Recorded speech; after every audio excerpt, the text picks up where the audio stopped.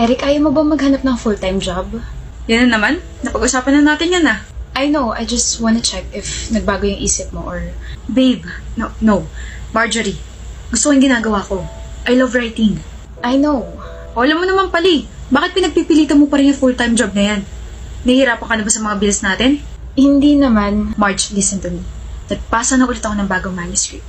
I know they will love that story. Pag na-publish na yon, I'm very sure na magiging successful ako.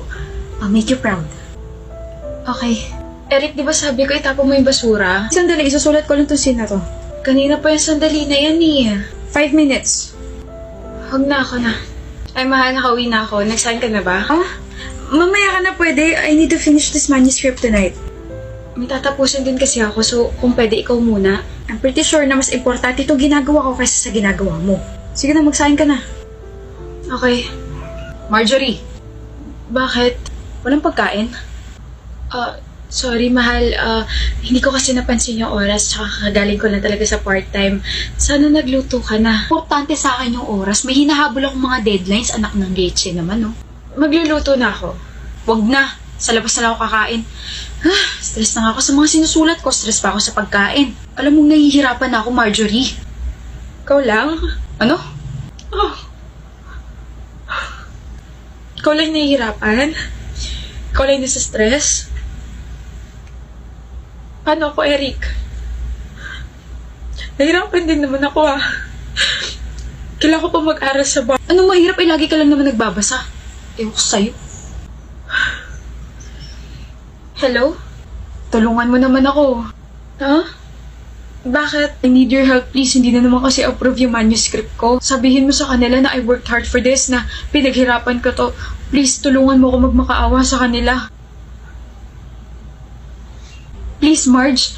Ngayon lang damayan mo ko. Pinaghirapan ko to. Nasaan ka? Morning, attorney. Good morning din sa'yo, Lian. Ano nga yung tinitignan nyo?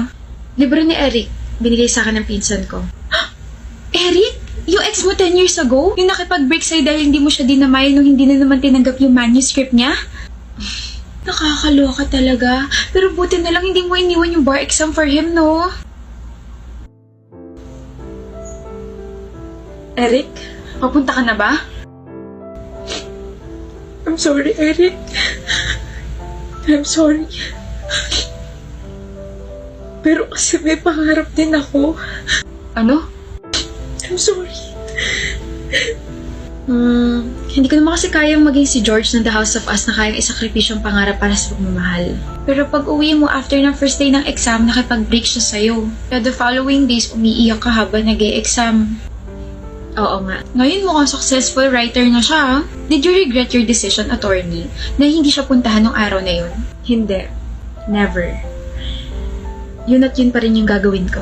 Ay, natupad niyo nga yung mga pangarap niyo pero hindi nga lang kayo magkasama. Galit ako sa ginawa niya sa'yo pero 10 years naman na yun nakalipas. Baka ngayon pwede na. He's already married. 2 na rin yung anak niya.